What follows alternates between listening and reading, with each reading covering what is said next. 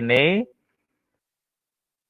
Nah, ini saya ngasih contoh, misalkan sinus X, gitu ya. Di sini nanti ada A0, A1X plus A2X kuadrat plus A3X pangkat 3. Nah, untuk mengerjakannya, jadi setiap ada ekspansi gini, kita fungsinya, misalkan untuk X-nya sama dengan 0 dulu.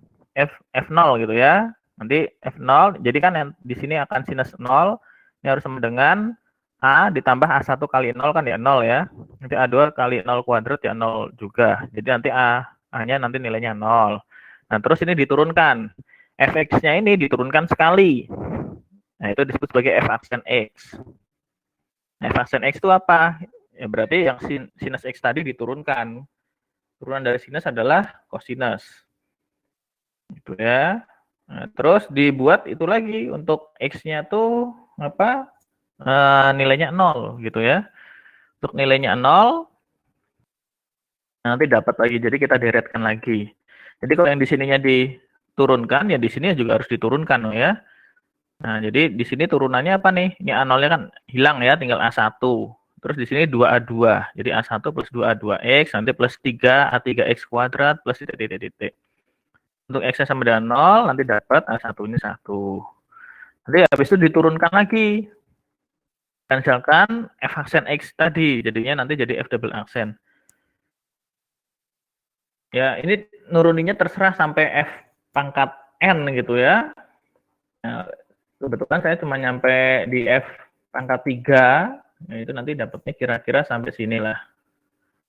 Sinus X berarti sama dengan, nanti A-nya kan tadi 0 ya, A1-nya 1, jadi nanti A1-nya kan sama dengan 1 dikali X, berarti kan X. Terus A2-nya 0, A3-nya ini.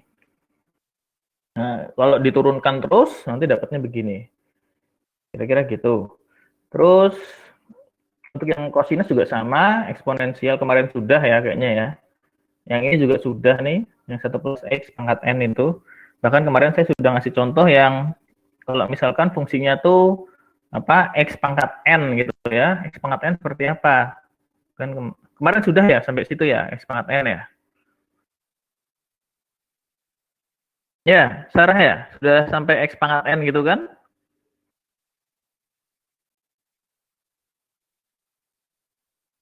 Udah. Oke.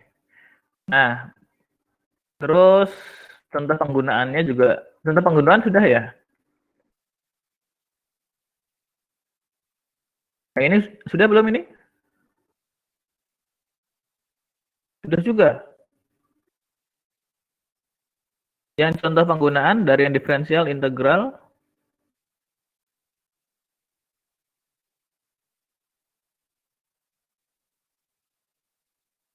Halo?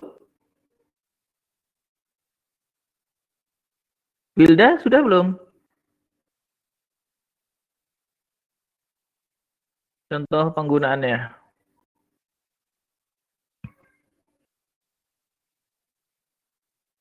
Nggak jawab ya?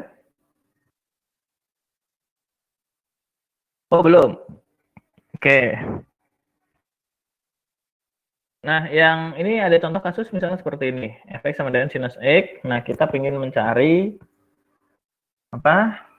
kalau sinus pi per 3. Sinus pi per 3 itu gimana? Jadi F sebagai fungsi pi per 3 gitu ya. X-nya diganti pi per 3, nanti sinus pi per 3 gimana? Nah, kasus 1 itu sederhana sekali. Kita ingin mencari ini ya, F pi per 3. Ya berarti tinggal dimasukkan kayak tadi itu.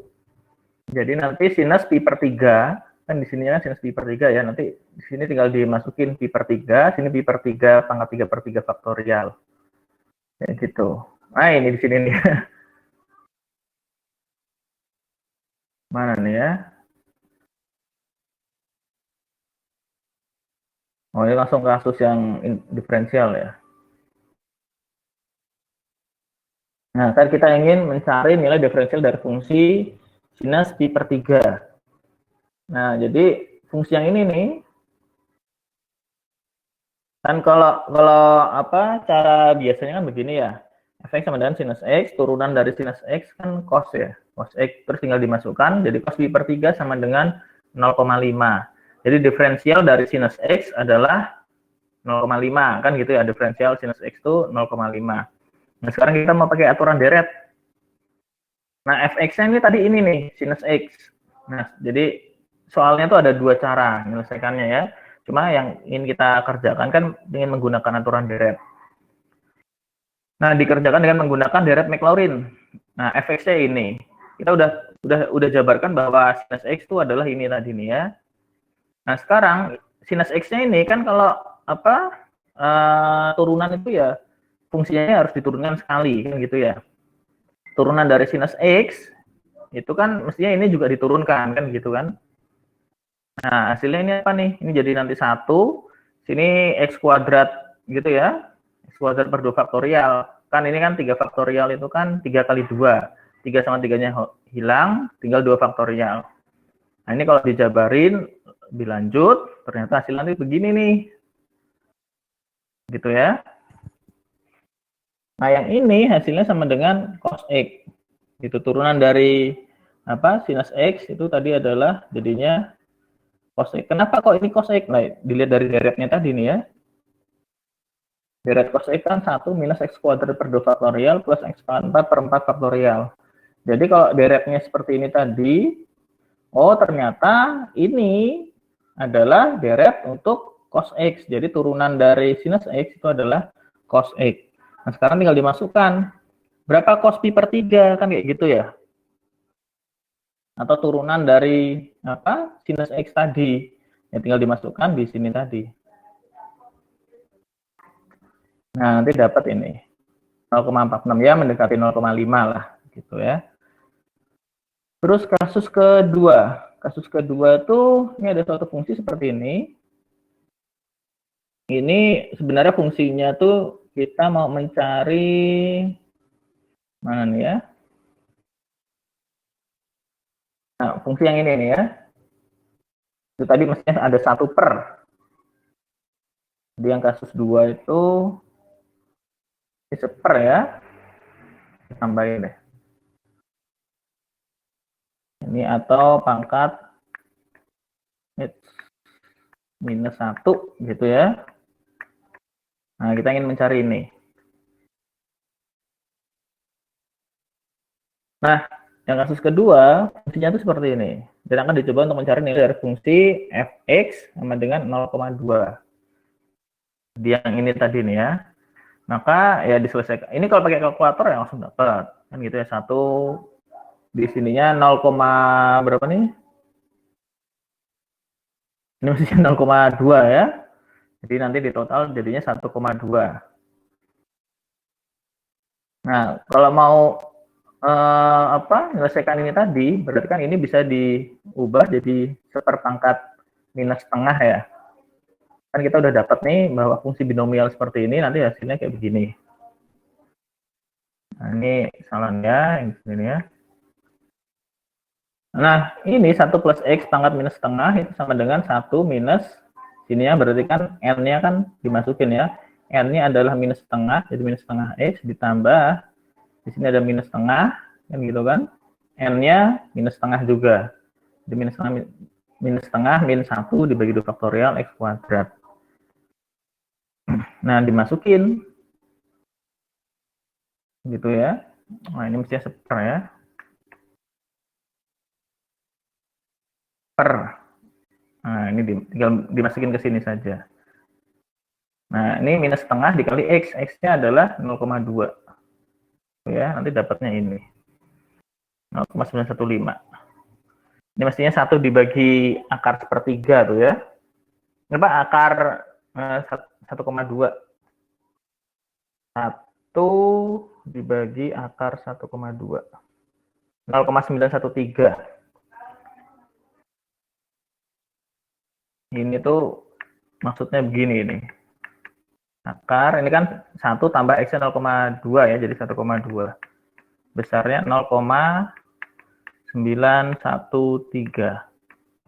Nah, kalau di ini diturunkan kayak tadi itu, kita dapatnya ini untuk sampai X kuadrat ya, dapatnya 0,915. Ini 913. Nah, kasus ketiga itu begini. ini sekarang ada fungsi sinus, kita ingin ubah ke bentuk, kalau misalkan integral dari sinus tuh mestinya hasilnya haruslah apa, minus cos gitu ya. Harusnya minus cos nih ya. Nah ini juga sama kayak gitu tadi, jadi dibikin deretnya.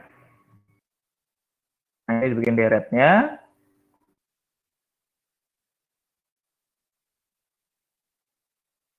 Nah terus semestinya kan hasilnya apa, uh, 1 minus ya, 1 minus x kuadrat per 2 faktorial, maka mesti nanti hasilnya tuh, nah konstantanya tuh diisi 1. Jadi kalau dimasukkan syarat awal itu nanti cos 0 kan dia harus 1 kan ya. Nah nanti di sininya jadi bentuknya tuh semestinya begini nih, apa, jadi ada di sininya kan kalau integral tak tentu kan begini ya. Nah berarti kan ada konstantanya tuh nanti nilainya apa, 1 tuh ya. Nah padahal kalau untuk integral dari sinus tuh dia hasilnya haruslah minus cos kan ya, minus cos. Jadi nanti bentuknya kayak beginilah ya, faktorial plus x pangkat 4 per 4 faktorial gitu ya. Nah yang ini nanti hasilnya x kuadrat per 2, terus yang di sininya minus x pangkat 4 per, ini x pangkat 4 per ini ya, 4 kali 3 kan jadinya 4 faktorial kan ya. Nah konstantanya nanti dicari nih semestinya kayak gitu ya. Jika dimisalkan kalau x-nya apa, kan ini harus sama dengan ini tadi ya, harus sama dengan cos kan, cos x kan gitu ya. Kalau cos 0, dia tuh hasilnya harus 1, berarti konstantanya kan 1. Nah sekarang kalau misalkan cosnya cos 180 atau apa, ini x kuadrat per, ini kelupaan satunya ini ya, ini jadinya nanti minus cos.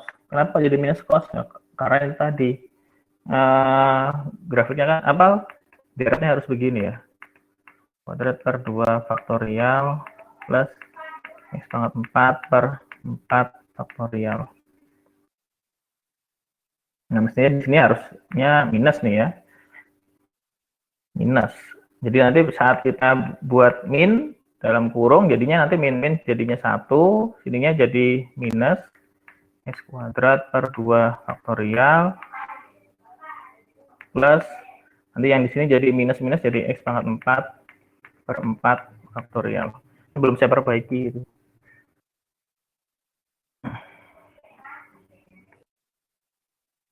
Itu ya. Ya, intinya nanti masalah deret itu akan kepakai terus tuh. Jadi apa, untuk di numerik itu kepakai. Bikin alat ya, terkadang ada alat yang tidak, software itu yang kita tidak bisa langsung masukin apa x pangkat berapa atau sinusoidal, tidak bisa. Jadi mau nggak mau ya harus kita bikin deretnya seperti itu.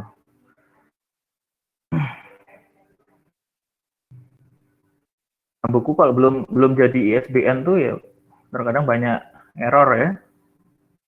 Makanya memang harus dicek terus. Nah, sekarang saya masuk aja ya ke bilangan kompleks. Tapi sebenarnya bukunya tuh bisa pakai bukunya Mary L. Boas yang apa, yang saya kasih kemarin tuh, yang saya suruh download ya sebenarnya. Bukan saya kasih ya. Apa, buku F1-nya tuh buku Mary L. Boas itu ya. Di sini ada nggak ya? Mary L. Boas.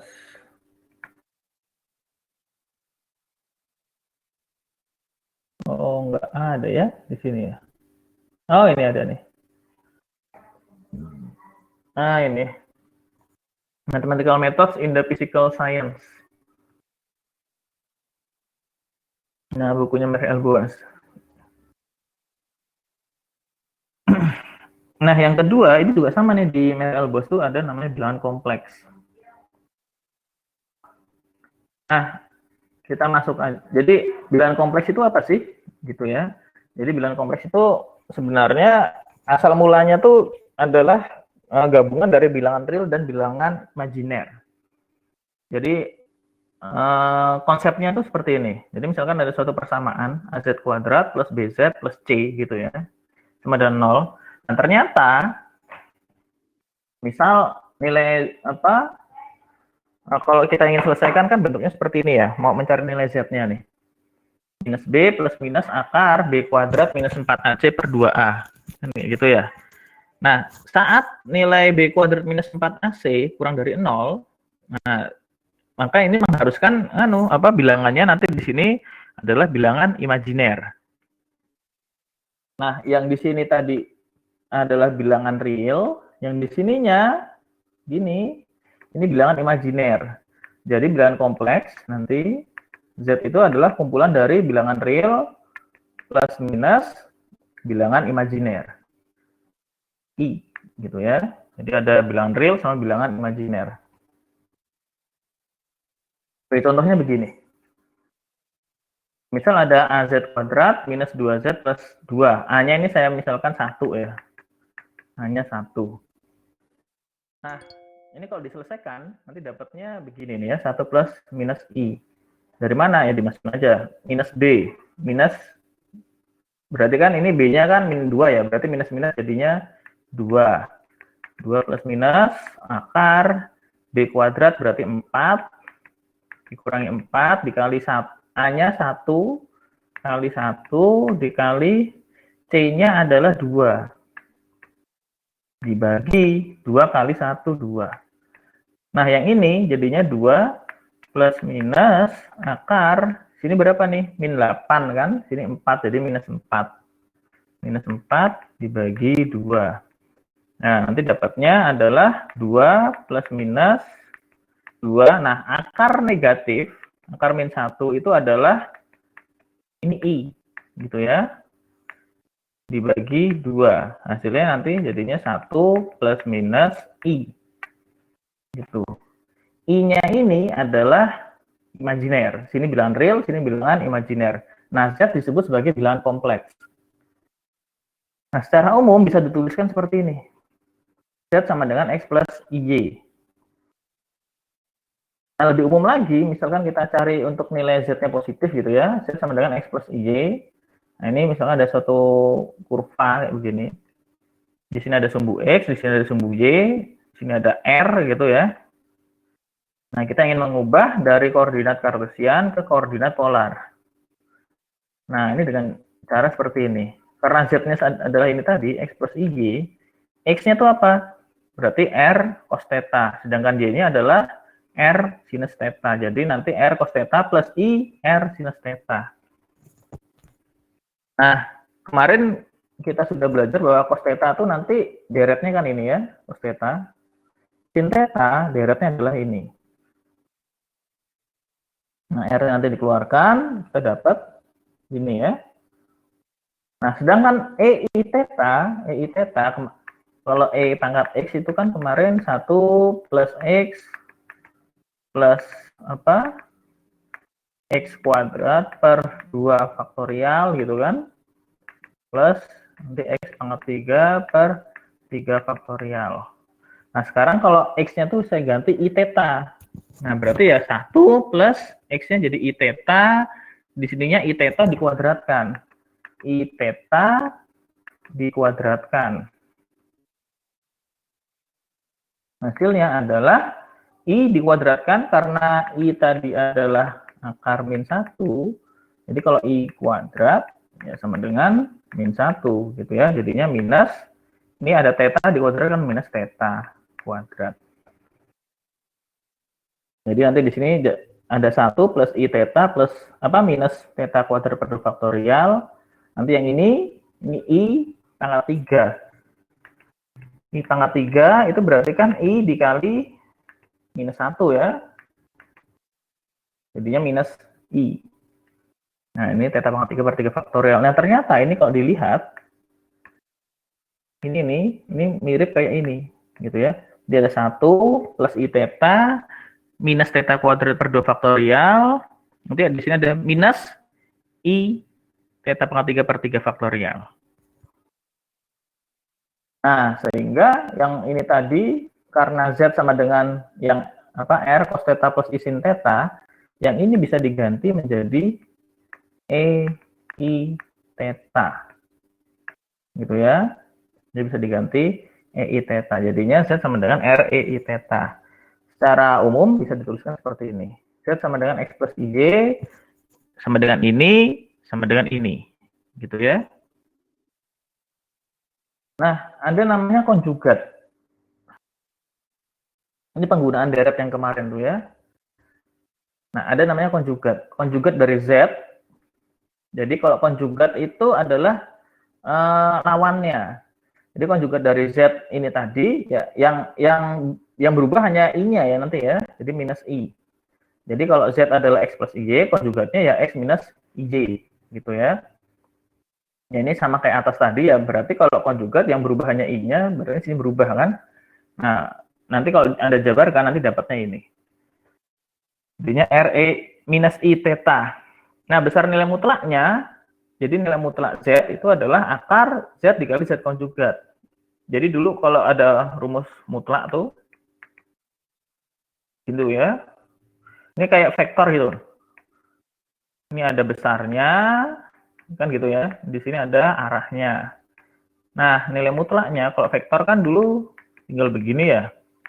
Akar Z, Z ini didotkan dengan Z begini kan ya. Nah, kalau ini hampir mirip seperti itu, cuma besarnya besarnya itu adalah ini tadi. Z-nya yang vektor didotkan dengan Z vektor tapi konjugat. Konjugat itu bisa ditulis begini juga ya. Bisa dituliskan beginilah. Z asterik. Nah, ini konjugat. Jadi besarnya itu seperti ini. Nah, bagi yang ini bilangan kompleks itu akan kepake nanti salah satunya contohnya nanti di fisika gelombang. Perambatan gelombang baik yang elektromagnetik maupun yang akustik itu ternyata menggunakan prinsip kerja persamaan kompleks. Contoh ini ada soal misalnya seperti ini ya. Jadi X plus IY kuadrat sama dengan AI. Nah, kita ingin mencari kira-kira nilai X-nya itu berapa, nilai Y-nya itu berapa. Sampai sini ada pertanyaan dulu nggak nih? Halo? Oh, nggak ada gambarnya ya? Halo, halo?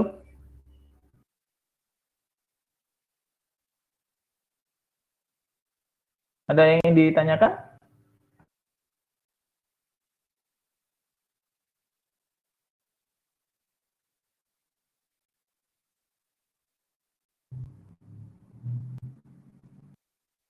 Oh, belum ada ya? Oke, kita lanjut lagi ya.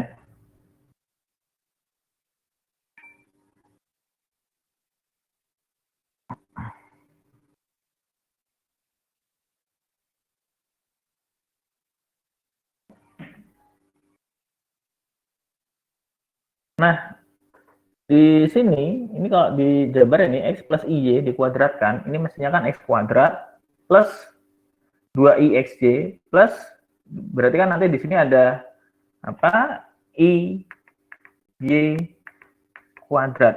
Nah, Y kuadrat itu apa? I kuadrat adalah minus 1, Y kuadrat ya Y kuadrat, jadi minus Y kuadrat. Jadi X kuadrat minus Y kuadrat plus 2IXJ sama dengan AI. Itu ya. Nah, yang real disatukan dengan yang real, yang imajiner nanti harus sama dengan imajiner. Berarti yang di sini imajinernya kan nggak ada ya, karena 0 ya. Nah, berarti nanti X kuadrat minus Y kuadrat ini sama dengan 0, sedangkan 2IXJ sama dengan AI. Atau bisa dituliskan 2XJ sama dengan A ya. Nah, karena X kuadrat min Y kuadrat sama dengan 0, berarti X sama dengan Y gitu ya. Tapi namanya akar itu dia bisa plus minus ya. Akar Y kuadrat ya plus minus ya. Plus minus Y. Oke. Nah, anggaplah kita ambil yang positif gitu ya. Jadi yang Y-nya sama dengan X. Berarti nanti dapatnya 2X dikali Y-nya sama dengan X. Berarti 2X kuadrat. X kuadrat sama dengan A. Berarti X-nya sama dengan A per 2 terus diakar. Nah, sehingga kita dapatkan bahwa karena X sama dengan Y, berarti ya Y sama dengan X sama dengan akar A per 2. Oke. Nah, sekarang ada pangkat dari bilangan kompleks. Pangkat dari bilangan kompleks itu misalnya seperti ini. Z pangkat N ini sama dengan X plus IJ pangkat N. Nah, ini tadi kan sama dengan RE I theta, kan X plus IJ itu sama dengan ini ya, RE I theta ya. Yang ini kalau dipangkatin N, nah berarti ya apa di sininya nanti juga akan seperti ini. Jadi nanti bentuknya seperti ini nih.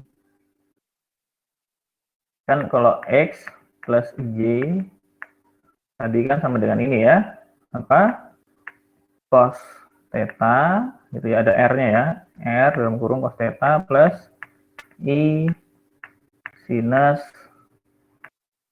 theta. Ini mau dipangkat, ini kalau dipangkatin N, berarti kan di sini ada R pangkat N, di sini juga gini ya. Nah, ini harus sama dengan ini, R E I theta pangkat N. Kan gitu ya. Nah, apa? Kok yang ini bisa jadi seperti ini nih? Dari mana nih asalnya? Kan gitu ya. Jadi cos, ini N ya. Cos N theta plus I sin dalam kurung N theta. Kok nggak begini bentuknya? Kan kayak gitu kan. Nah, ini sebenarnya seperti ini. Jadi kan ini bisa kita tuliskan R pangkat N EI theta kan kalau dijabarin kan 1 plus I theta gitu ya. Terus dipangkatin N. Ini kan ya. Atau gini deh. Ini kan sama dengan EI theta N. Ini kan sama dengan ini tadi ya. Nah, ini kalau dijabarkan EI theta N itu adalah 1 plus I N theta kan ya. Nanti ada plus lagi titik gitu ya. Nah, yang ini tadi nih, ini kan bisa kita tuliskan 1 itu mewakili yang cos theta.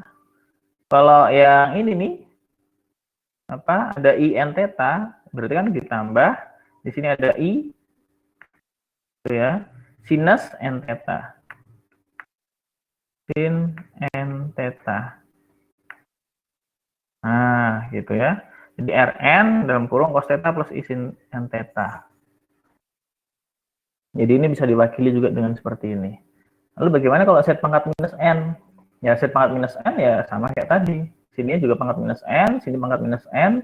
Berarti nanti di sini R eksponensial I theta, ini ada minus ya, apa N gitu ya, atau minus I N theta. Nah, yang ini dijabarin bentuknya seperti ini. Berarti mestinya dapatnya kan R pangkat minus N gitu kan, sini cos theta dikurangi I sinus N theta. Dan seperti ini. Begitu juga yang ini gitu ya. Yang ini berarti nanti di sini ada I theta per N, ya berarti ya 1 plus I theta per N. Ya secara langsung ya mestinya ininya di sini ada cos theta. Ini kalau cos itu kan kalau kecil cos theta dia mendekati 1 gitu kan ya. Kalau sin theta itu kan dia mendekati theta gitu kan ya. Berarti kalau di sini nih I theta per N berarti bisa saya tuliskan I sin theta per N. Yang di sini cos theta per N gitu ya. Cos theta per N untuk thetanya kecil ya kan 1 nih ya. Jadi penggunaan deret yang di sini tadi penting nih ya. Nanti saya betulin dulu ya, ada beberapa yang ketik. Nah, yang ini nih ya, penting nih ya. Kalau sin X, itu kan dia, kalau yang sangat kecil dia mendekati X, cos X mendekati 1.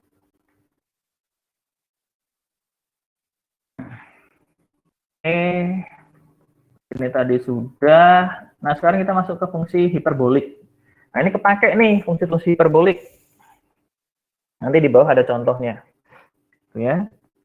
Nah, jika tadi kita sudah dapat tuh yang atas, kalau E pangkat IX, ya bisa dituliskan begini ya.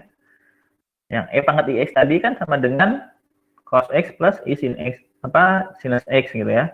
Sedangkan E pangkat minus X, bisa kita tuliskan seperti ini, yang tak lain adalah ini ya, cos X minus sinus X, kan gitu ya.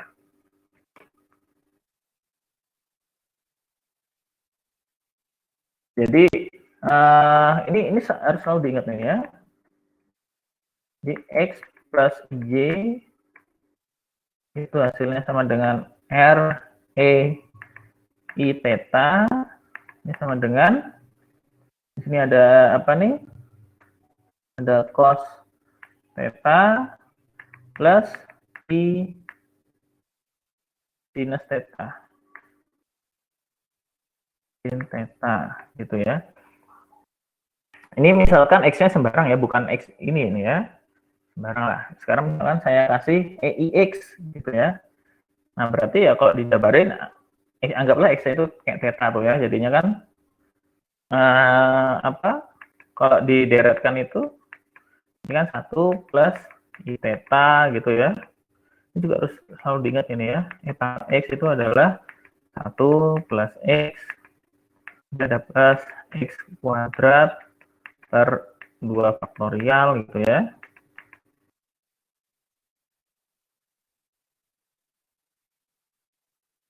Oke.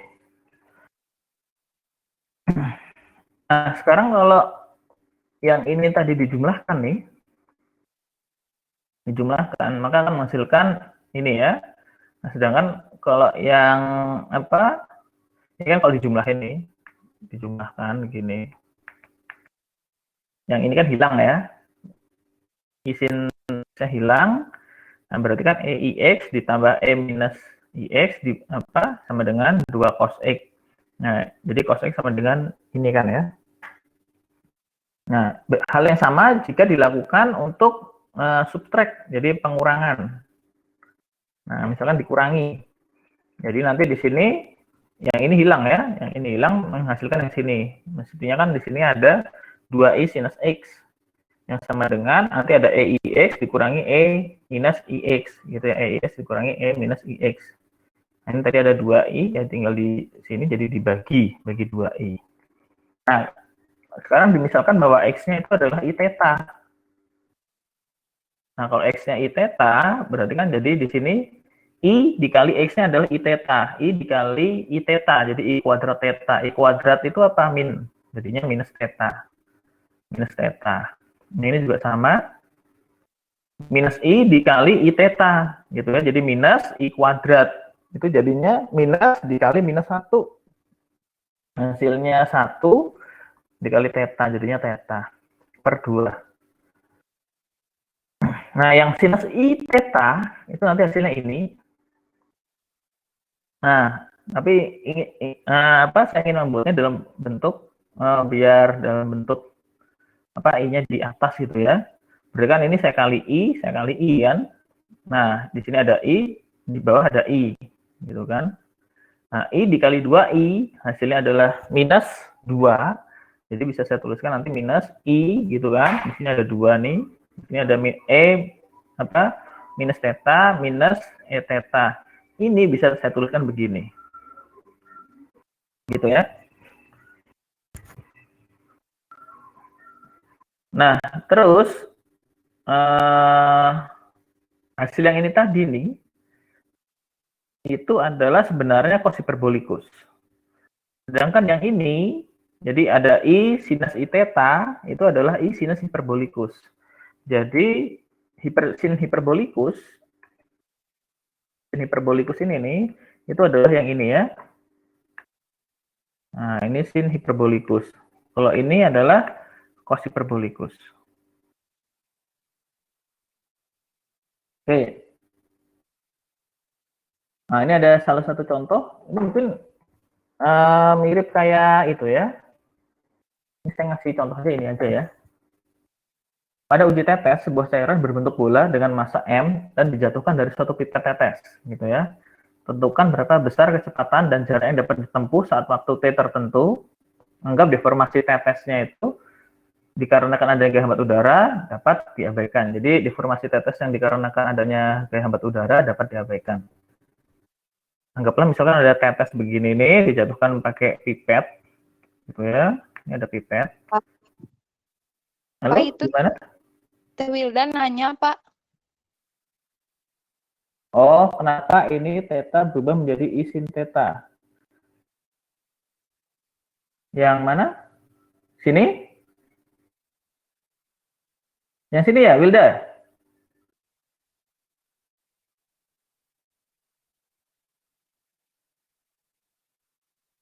Apa nih?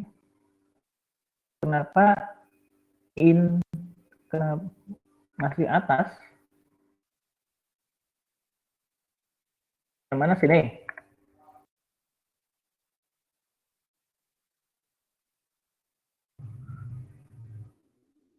Yang ini? Oh, ini saya jelasin deh. Ada yang kosong nggak ya? Yang ini ya, tadi ya? Yang cos theta plus I sin theta pangkat N, kok hasilnya jadinya begini ya? Jadi cos N theta plus I sin N theta. Iya, yang itu. Oh, jadi begini nih. Ini saya cari yang kosong dulu ya. Kan tadi kan ada apa? R, E, I, theta, gitu ya. Nah, ini kalau kalau saya pangkatkan pangkat N, kan gitu ya. Semestinya hasilnya apa nih? R, N, E, I, theta, pangkat N. Kan gitu ya. Sedangkan EI theta itu kan adalah cos theta plus I minus theta, kan gitu ya. Nah, kalau misalkan saya tulis jadi begini kan boleh juga no ya. I misalkan tetanya adalah N theta, gitu ya. N theta. Kalau misalkan di sini tadi misalkan 2 derajat, terus sekarang saya bikin jadi 2 kali 2 derajat, jadi 4 derajat. Berarti kan ini secara tidak langsung kan boleh saya tulis begini kan, cos ininya N theta. Nah, gampangnya gini lah, N theta-nya dianggap sebagai theta baru. Misalnya theta asterik gitu ya. Ini misalnya saya tulis jadi begini nih. Jadinya E ini I theta asterik. I theta bar aja. Ini bar ya. I theta bar. Nah, berarti kan ya bisa saya tulis begini loh. Cos dalam kurung theta bar ditambah I sinus dalam kurung theta bar.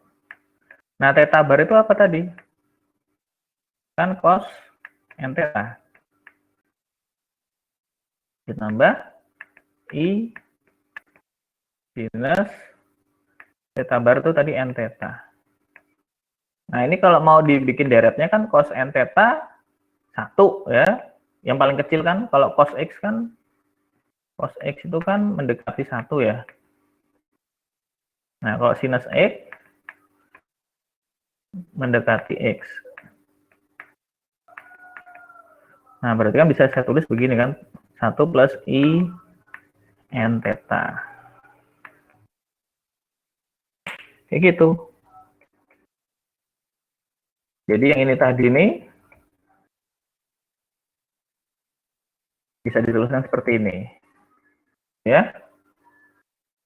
Rn E I n theta sama dengan Rn dalam kurung cos n theta plus I sin n theta. Gitu. Gimana, ada pertanyaan lagi?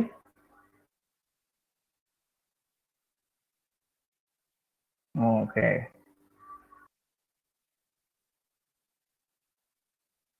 Juan, ada yang ingin ditanyakan?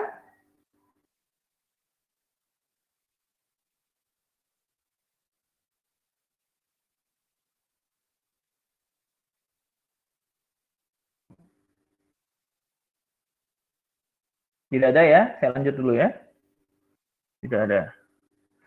Oke, nah yang contoh soalnya ini tadi ya. Anggaplah daerah sini itu adalah sumbu Z, gitu. Nah, terus kita pingin, ini kan mestinya dia gerak begini ya. Ada apa? Gaya berat ya, weight yang besarnya mg. Nah, di sini ada gaya hambatnya nih. Gaya hambatnya sebesar cv kuadrat, gitu ya.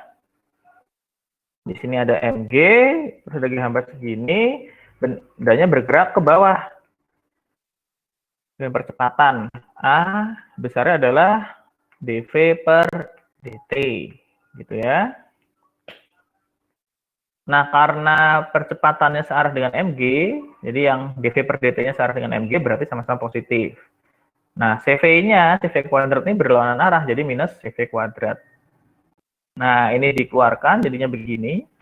Ini m sama m-nya coret, jadi tinggal begini ya. Nah, terus saya misalkan bahwa mg per c, gitu ya, di akar, gitu, itu sama dengan vt. Jadi bentuk yang ini tadi ini kan bentuknya jadi begini ya mestinya ya. dv per dt ini harus sama dengan apa nih? Ada G dalam kurung 1 minus V kuadrat dibagi, ini ada MG per C, gitu kan ya. Nah, MG per C itu saya tuliskan VT kuadrat. VT kuadrat. Jadi kalau VT-nya adalah akar MG per C. Jadi, seperti ini gitu ya.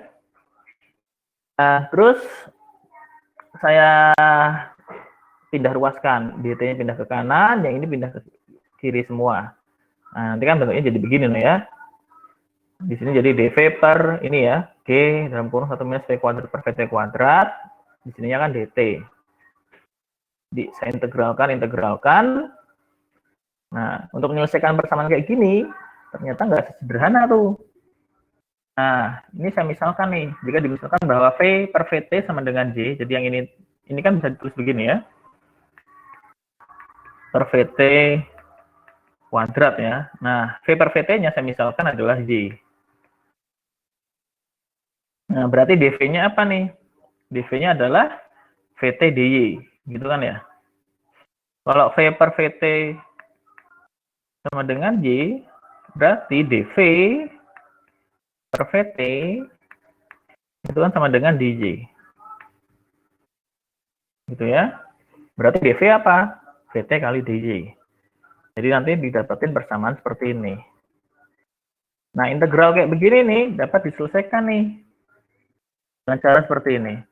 Jadi jika y sama dengan tangen hiperbolikus x, gitu kan ya. Y sama dengan tangen hiperbolikus. Jadi kita udah tahu nih ya.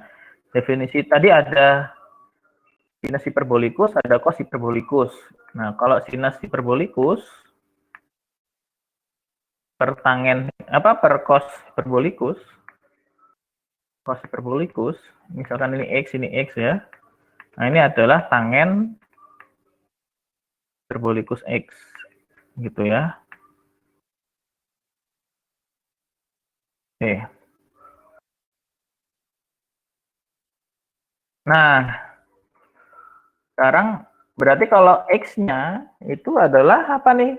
X-nya arkes tangen ya, kalau di kalkulator tuh. Tulisannya bisa juga ditulis begini. Tangen hiperbolikus minus 1 y, gitu ya. Jadi x sama dengan tangen hiperbolikus minus 1y atau arkes tangen. Nah, yang y sama dengan tangen hiperbolikus tadi kalau saya diferensialkan terhadap x, ini nanti didapatinya adalah sekant hiperbolikus x. Ini hampir sama kayak kalau trigonometri sederhana itu ya. Tangen x kalau didiferensialkan terhadap dx adalah sekant kuadrat x, gitu ya. Nah, nanti juga bisa Anda buktikan tuh. Kan kalau di identitas trigonometri kan ada cos kuadrat x ditambah sin kuadrat x sama dengan 1. Tapi kalau hiperbolikus dia begini, cos hiperbolikus kuadrat x minus sinus hiperbolikus kuadrat X. Nah, dia baru hasilnya sama dengan 1. Nah, berarti kalau ini tadi nih, dy per dx kan adalah sekant hiperbolikus X ya. Nah, kalau saya bagi ini semua nih, saya bagi ini sinus hiperbolikusnya saya bagi cos hiperbolikus, ini juga saya bagi cos hiperbolikus, yang ini juga saya bagi cos hiperbolikus, hasilnya di sini nanti kan 1 minus tangen ya, tangen hiperbolikus sama dengan di sini mestinya apa nih? 1 per cos, 1 per cos itu sekan, jadinya sekan sekan hiperbolikus kuadrat. Gitu ya. Ini kan dibagi cos hiperbolikus kuadrat X, ini juga dibagi cos hiperbolikus kuadrat X, yang ini juga dibagi ya, kalau sebelah kiri left side-nya we divided by cos hiperbolikus kuadrat X, ya di sini juga harus dibagi cos hiperbolikus kuadrat X. Nah, hasilnya adalah ini nanti. Nah, jadi dy per dx adalah 1 minus tangen hiperbolikus X. Nah, padahal yang ingin kita cari adalah ini tadi kan integral ini dy per 1 minus dy kuadrat. Nah, sekarang dipindah ruas. Jadi dx-nya ke kanan, yang ini pindah ya. Jadi nanti dx-nya sama dengan dy per 1 minus tangen hiperbolikus kuadrat X. Nah, dengan mengingat bahwa tadi J adalah tangen hiperbolikus X, berarti yang tangen hiperbolikusnya jadi J kan. Nah, integral dy per 1 minus j kuadrat ini adalah dx. Dx itu apa sih integral dx? Integral dx adalah x, gitu ya. X itu apa tadi? X adalah arkes tangen. Arkes tangen hiperbolikus X, gitu ya. Apa? Hiperbolikus J ya. Nah, X-nya arkes tangen hiperbolikus J. Jadi integral ini adalah arkes tangen hiperbolikus J. Nah, sekarang dimasukkan ke sini. Jadi integral ini adalah ini tadi. Batasnya dari mana? Dari V0 sampai V. Jadinya seperti ini ya. Nah, G dt, integral dt juga batasnya dari dari T0 sampai T. Jadi T kurangi T0, ini ada Vt per G, arkes tangen hiperbolikus ini. Nah, saya anggap bahwa Vt per G ini nanti dimensinya waktu nih ya. Kalau dicari ini, V itu kan meter per second. G itu adalah meter per second kuadrat. Berarti kan ini coret-coret, sini per second dibagi per second kuadrat. Hasilnya kan second ya. Berarti kan dimensi waktu nih. Yang ini tuh dimensi waktu. Jadi Vt per G yang sama dengan akar M per Cg itu satuannya waktu. Nah, saya tuliskan sebagai waktu kritis. Di sini tau gitu ya. Nah, akhirnya nanti dapat ini. Taunya kita masukkan ke sini. Nanti saya juga bisa dapat. Jadi sekarang saya mau cari V-nya. Berapa kecepatannya nih? Nah, bentuknya seperti ini. Ini umumnya ya. Nah, sekarang jika pipetnya itu tadi nggak ada kecepatan awal, jadi hanya jatuh bebas, biasa. Terus waktunya T0-nya dimulai dari 0, nanti dapatnya seperti ini. Jadinya ini ya. Nah, terus yang rumus secara umumnya nanti dimasukkan semua. Vt itu tadi adalah akar Mg per C, tau adalah M per Cg. Nah, ini dapat bentuknya seperti ini. Nah, sekarang ini bisa dibuat simulasinya nih. Jadi dari sini nanti bisa nih dihitung kecepatan jatuhnya, gitu kan. Ini nanti dimasukin ke software, gitu ya. Rumusan ini dimasukkan ke software. Jadi masukkan M, gitu ya. Masukkan M, masanya berapa, gitu kan. Terus waktu sampainya itu di berapa, gitu. Waktu T-nya berapa, masukkan. Nanti Anda tahu kecepatannya. Oh, kecepatannya sekian. Kayak gitu ya. Nah, ini saya ngasih contoh, misalkan G sama dengan C sama dengan M sama dengan 1. Nah, ternyata nanti dapat kurvanya seperti ini. G Jadi kecepatannya saat dia nanti waktunya selama 1 detik nih, nah kecepatannya ternyata dia ada di sekitar 0,78-an lah ya, 78. Nah, tapi kalau misalkan masanya saya tambah nih, G sama dengan C sama dengan 1, tapi masanya saya tambah gitu, semakin berat apa tetesnya. Atau maksudnya semakin berat tuh ya mungkin yang tadi air sekarang diganti jadi misalkan apa tuh sirup gitu ya. Misalnya masanya 4 kali lebih berat gitu ya. Nah, ternyata kalau masanya lebih berat, dia kecepatannya saat waktunya sama nih di 1 second itu dia ada di 0,9 berapa nih ya, 92-an atau 94 lah ya, 94. Kan di tengah-tengah nih ya. 92 lah ya, mungkin 92, 93, 94 ya. Nah, maknanya apa tuh?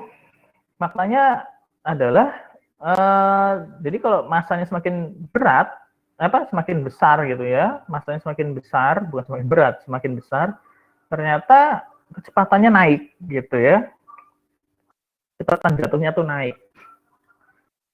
Nah, sekarang saya mau mencari nih, kira-kira posisinya seperti apa gitu ya. Jadi kan ini tadi kan anggaplah, misalkan sekarang ada 2 buah pipet gitu, yang satu masa yang kecil tadi, yang satu masa yang berat gitu ya. Ini yang densitasnya lebih tinggi. Nah, ini mau dihitung selama waktu misalkan dia sedang lewatin di sini nih, T-nya misalkan 1 detik gitu. Nah, kira-kira ini tadi kan kecepatannya kalau saat 1 dia kecepatannya di berapa nih? Jadi sekitar 0, berapa 8 atau 78 ya? 0,78 ya. 0,78. Yang ini ternyata pas di sini tadi kecepatannya dia di 0,9-an ya, 92 tadi kan. 92 lah. Nah, berarti maknanya adalah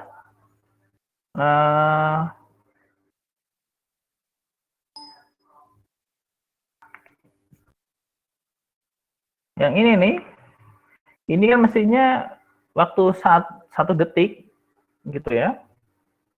Ini waktu nih ya, waktu 1 detik ternyata ini lebih cepat. Berarti apa? Mestinya ini akan lebih cepat sampai gitu ya, akan lebih cepat sampai. Nah, sekarang saya ingin memprediksi kira-kira saat waktu 1 detik ini dia di jarak berapa nih dengan kecepatan 0,78 ini gitu kan ya. 0,78 ini dia jarak yang ditempuh tuh berapa S-nya atau Z-nya itu ya. Z-nya itu berapa. Nah, ini bisa diprediksi.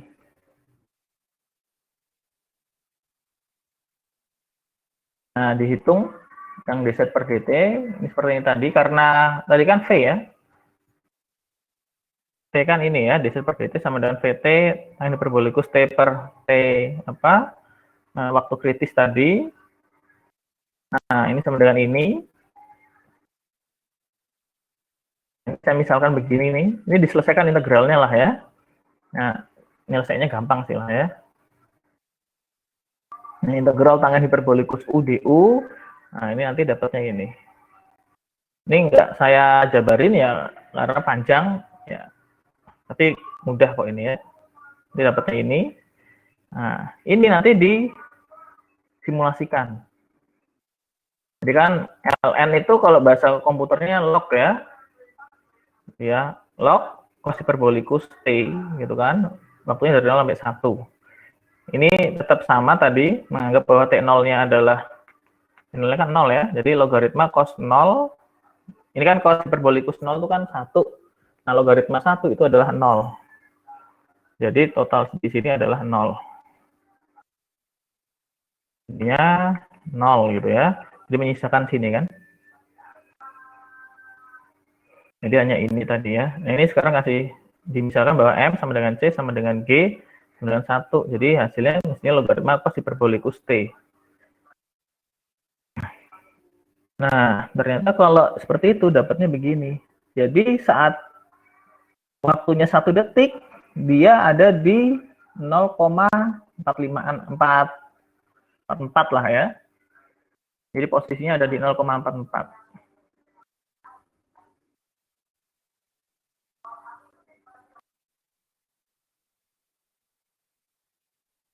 Nah, ini ya. Di mana tadi ya?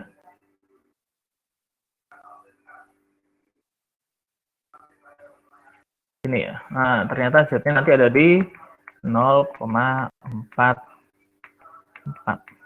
Nah, ini nanti percobaannya ya seperti itu tadi. Jadi misalkan ada material, kalau kayak punya Wilda itu ya mau mencari kosin hambat udara, yang C-nya kan yang mau dicari kan.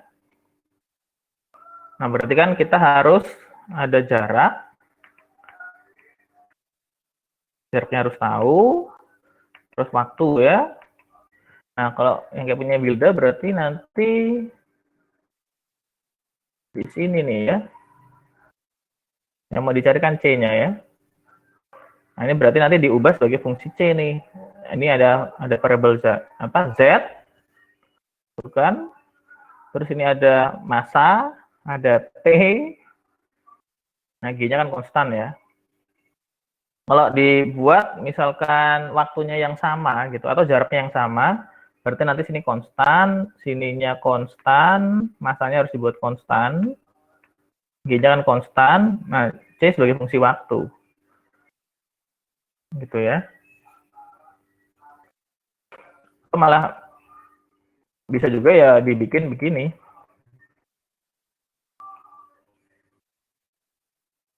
Jaraknya divariasi, nanti dapat fungsi apa? Kalau ini kan sebenarnya begini nih. Ini ada T, sini ada Z ya. Itu ya. Nanti kurvanya kan mestinya seperti ini. Nah, dari kurva ini nih, ini mesti nanti ada eksperimen begitulah ya. Ada titik-titik. Nah, nanti dicari nilai C-nya dari fitting data. C dari fitting data. Fitting. Nah, nanti dapat. Bisa juga begitu. Mesti nanti kurvanya begini nih. Tuh ya.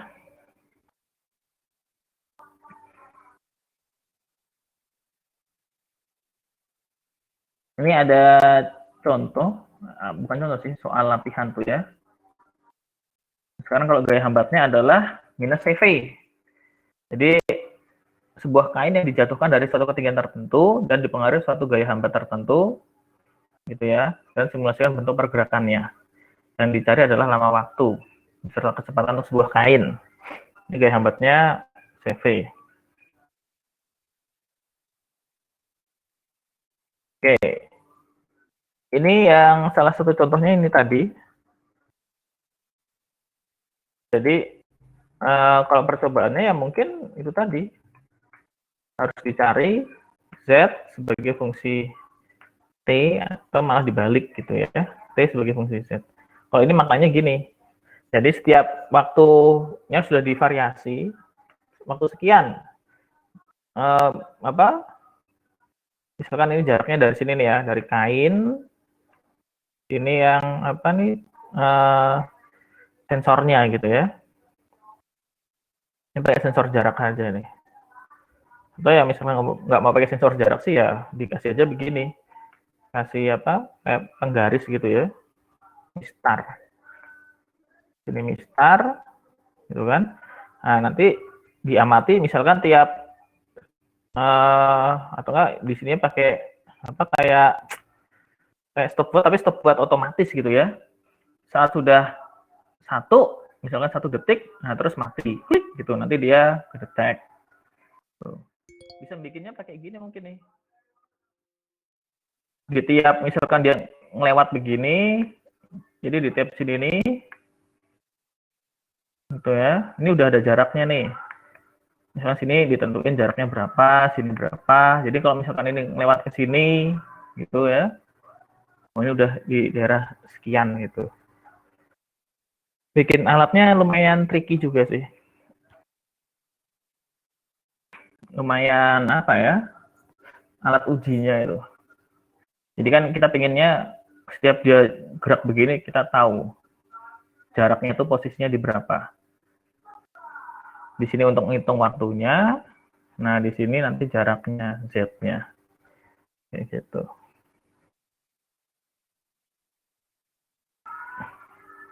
Gitu tuh, kira-kira kalau yang punyanya Wilda tuh ya, kalau buat alat apa?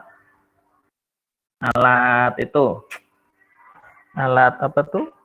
Yang buat menghitung koefisien gesek. Ya, bukan koefisien gesek ya, C. Gaya hambat itu ya. C-nya nilainya berapa? Koefisien hambat udara. Nah, itu tiap kain tuh nanti berbeda-beda ya. C-nya itu.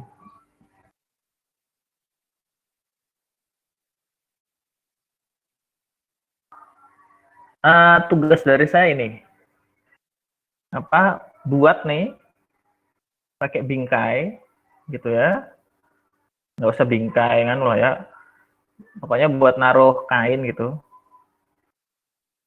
Di sini ditaruh ada kainnya nih, ada taruh kain gitu ya, tempelin kainnya di bingkainya itu.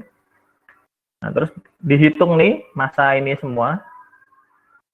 Tapi bingkainya kecil aja ya, nggak usah berat-berat. Ini pakai pakai lidi aja tuh loh, pakai lidi di apa di lem gitu aja ya, di lem. Ini pakai lidi aja nih.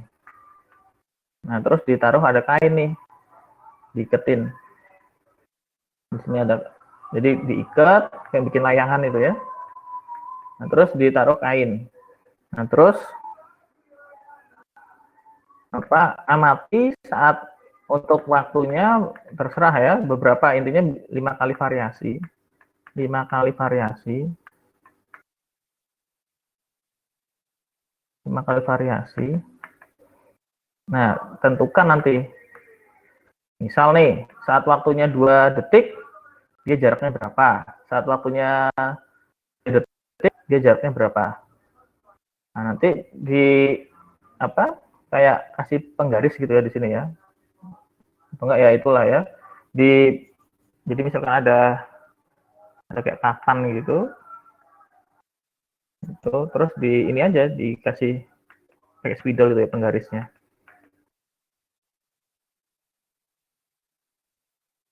Nah, Anda amati nanti dari sini. Ya. Ini berarti harus mestinya 2 orang sini ya. Yang satu ngitung waktunya, satu apa ngamatin pada jarak berapa dia nyampe. Misalkan oh jaraknya 2 detik. Apa jarak 2 detik? Pada waktu 2 detik, oh jaraknya sekian gitu ya. Nanti diulang lagi. Sekarang untuk waktunya 4 detik, jaraknya berapa? Nanti mestinya kurvanya seperti ini. Ini kurva posisi terhadap waktu. Kurvanya dia kayak kurva ini ya. Kayak kurva parabola gitu ya. Tapi sebenarnya nggak parabola. Kurvanya kurva ini. Logaritma cos hiperbolikus.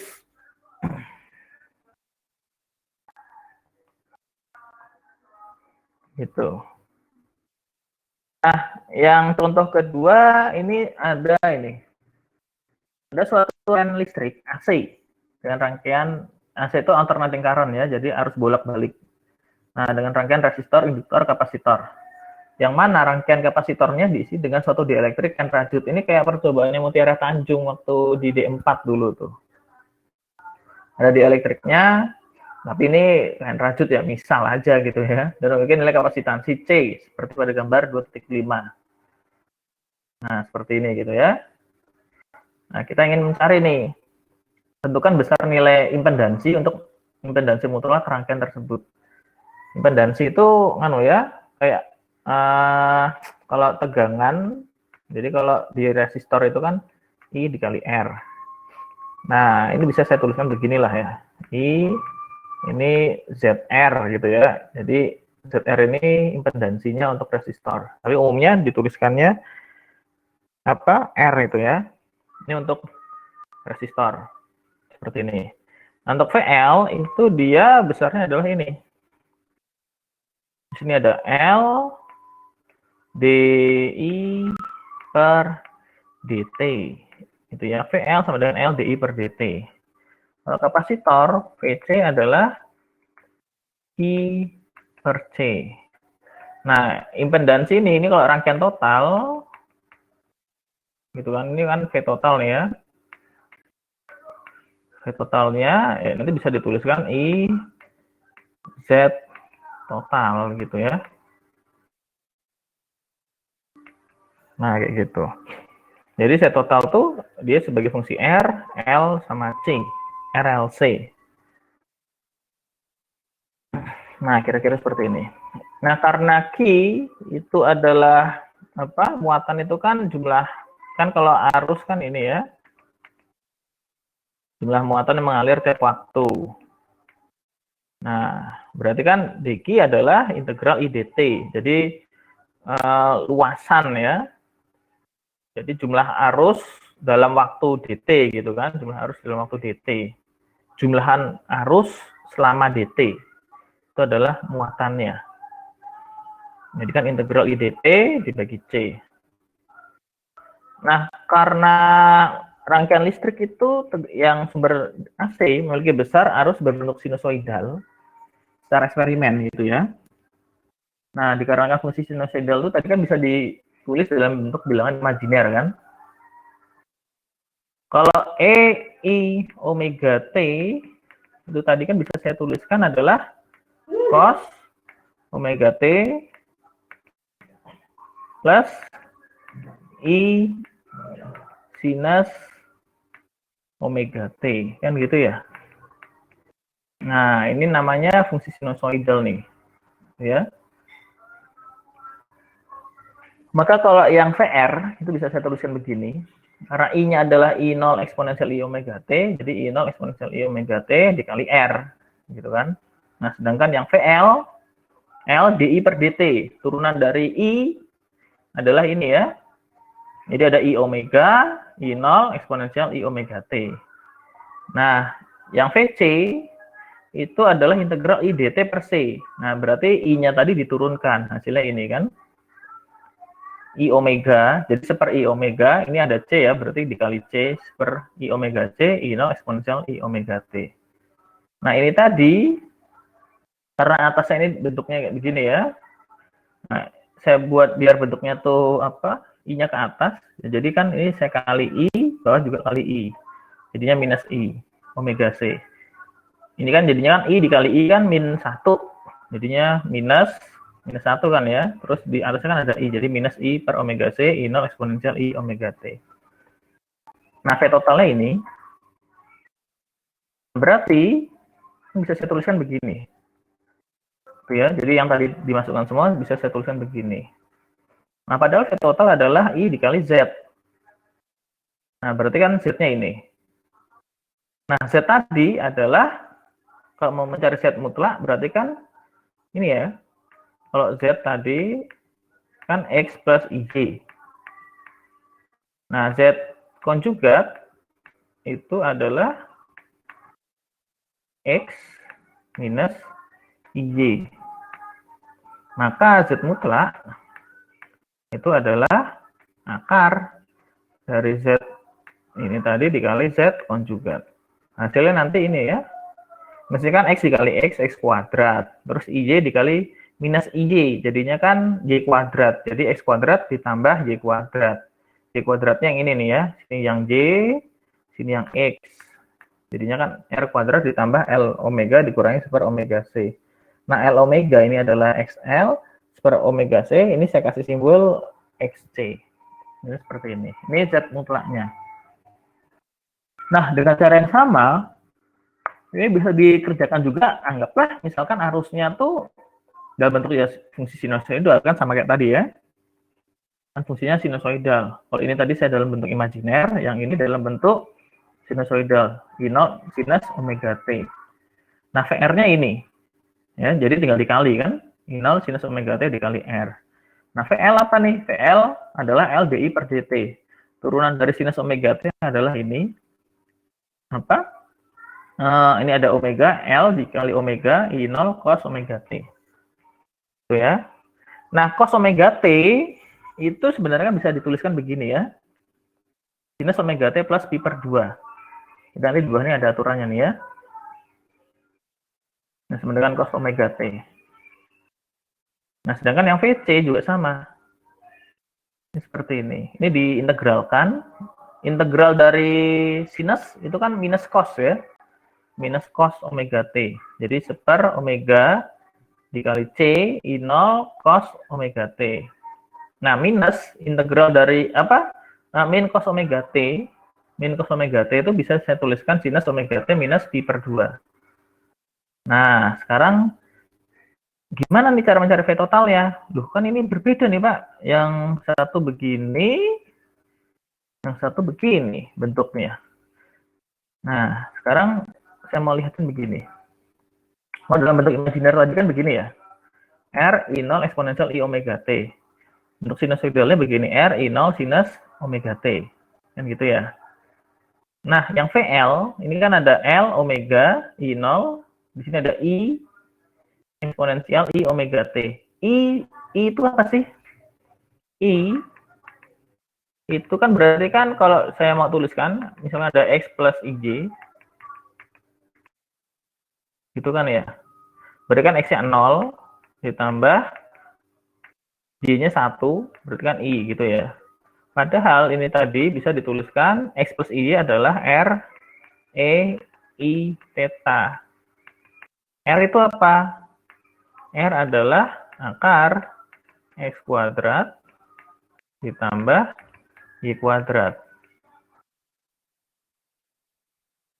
Kan yang di atas tadi kan ada R tuh ya. Nah, besarnya berapa nih R? R besarnya karena X-nya 0, Y-nya 1, jadi besarnya akar 1. Akar 1 ya 1. 1. Eksponensial I theta. Theta-nya apa? Theta itu adalah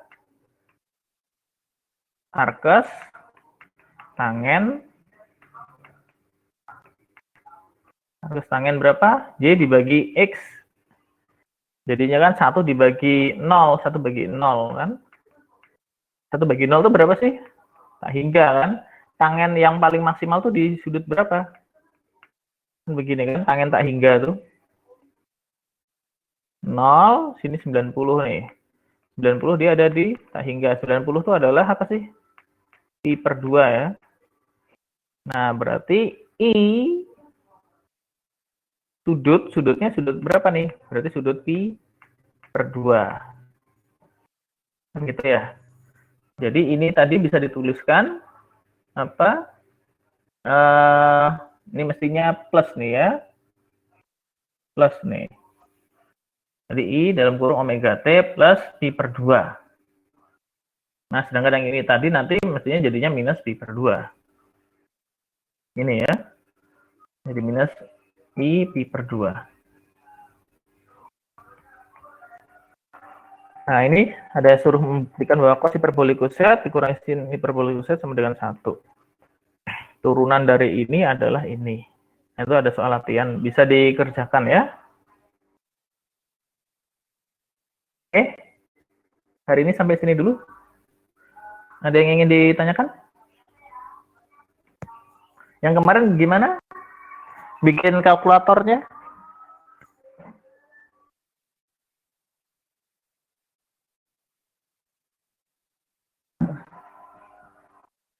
Ada yang ingin ditanyakan?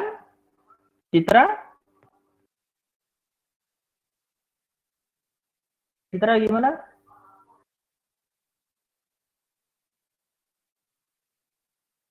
Masih mencerna. Oke. Wilda gimana, Wilda?